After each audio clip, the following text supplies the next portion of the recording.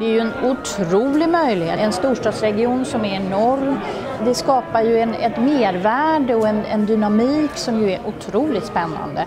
Julie, Emilie og Niklas er taget på tur fra København til Malmø. På vejen kigger de tilbage på året, der gik i Øresundskomiteen, hvor de og andre unge har spillet en rolle. Det är ju genom att lyssna på dem och en dialog med ungdomar som vi faktiskt blir medvetna om vad är de viktigaste frågorna att vi ska fokusera på och ägna oss åt. Och det är ju en sån här dialog man kommer underfund med det. Så att det här är ett oerhört viktigt arbete för Øresundskommiteen. Det er jo, når vi er stærkest, når vi er sammen. Det er jo, når vi puljer vores kræfter og vores økonomi. Interessen er der, men man skal nok bare servere det for mange af de unge mennesker, så de kan se, at der er noget at rive i. Men man kan jo sige, det er jo sådan måske også lidt det, vi har indset, er det ikke det? Altså sådan, at lige til at starte med, så sidder folk som et stort spørgsmålstegn og tænker, hvad er det, vi laver her? Ja. Men når vi så fandt en eller anden mærkelig løsning på det, så er det ligesom om, at så har folk en masse holdninger til det. Norden. Der kom faktisk rigtig mange. I 2012 holdt vi flere workshops for unge, hvor studerende kom med idéer til udviklingsmuligheder i både Femern og Øresundsregionen. Vores region står for godt en fjerdedel af Danmarks og Sveriges samlede bruttonationalprodukt, og potentialet for vækst og nye arbejdspladser er endnu større. Det er indlysende, at vi skal mødes, tale med hinanden og tænke nyt. Universiteter, beslutningstagere og erhvervsliv. Det är något vi har övat oss på de sista många år. Mötet är ju ganska centralt så att vi inte bara stannar upp och bara snackar samman. Det räcker inte, vi måste bygga tillsammans, vi måste skapa tillsammans. Sluta prata och börja skapa mer. Ja, men jag håller med om att man inte bara ska planera utan man verkligen ska skapa något. Det är kul att vi har jobbat med danskar och svenskar, så det har tycker jag rätt i den säger.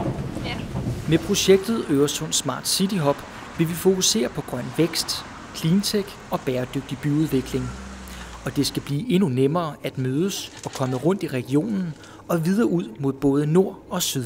Vi har så nogle muligheder i de her år, hvis vi får styrket vores knudepunkt. Vi arbejder jo politisk med at få noget ud af højhastighedstog til Kastrup, og meget gerne fra Oslo til Göteborg og til Kastrup, og fra Kastrup til Hamburg. Så jeg synes, at vi også i år har fået en rigtig god debat, som fører os til at sige, hvad skal vi nu så gribe fat i, og hvad er tidens største udfordringer. Der findes stadig en række hindringer for integrationen, og de er ikke bare ubekvemme, de er en kæmpe hæmsko for områdets udvikling. Vi har i 2012 lavet en analyse, der viser, at den integration, vi har fået siden broen kom, på grund af de grænsehindringer, der er fjernet, har betalt Øresundsbroen mere end 2 gange.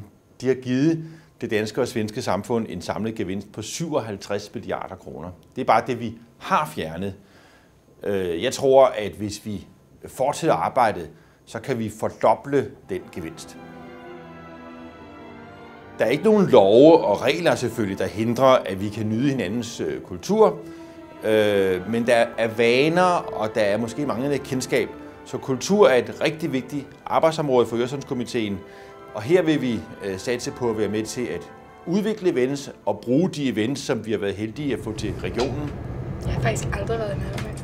Aldrig varit i Malmö? Nej. Det blir ju spännande att se vad Finn har att visa idag i Malmö. Det bliver en overraskelse. Regionens borgere er flittige brugere af kultur. Det viser den årlige undersøgelse, som Øresundskomiteen har gennemført i 2012. Hej, vi har i Øresundskomiteen et samarbejdsprojekt med blandt andre Malmø Symfoniorkester og også danske orkestre om at udvikle den måde, de formidler al deres musik på. Det ligger faktisk tæt på her, så lad os gå derhen. Med projektet Musikalsk Oplevelsesdesign ved Malmø Symfoniorkester indgår samarbejde med den digitale spilindustri for at tiltrække nye publikummer. Og det er jo lige præcis de der ting med at se fremtiden i vores Øresundsregion i et sådan spændende lys. For vi kan lave en spændende hverdag her. Det är min förhoppning att vi i så fall ska kunna locka danska ungdomar till Sverige och våra systerinstitutioner ska locka svenska ungdomar till Danmark.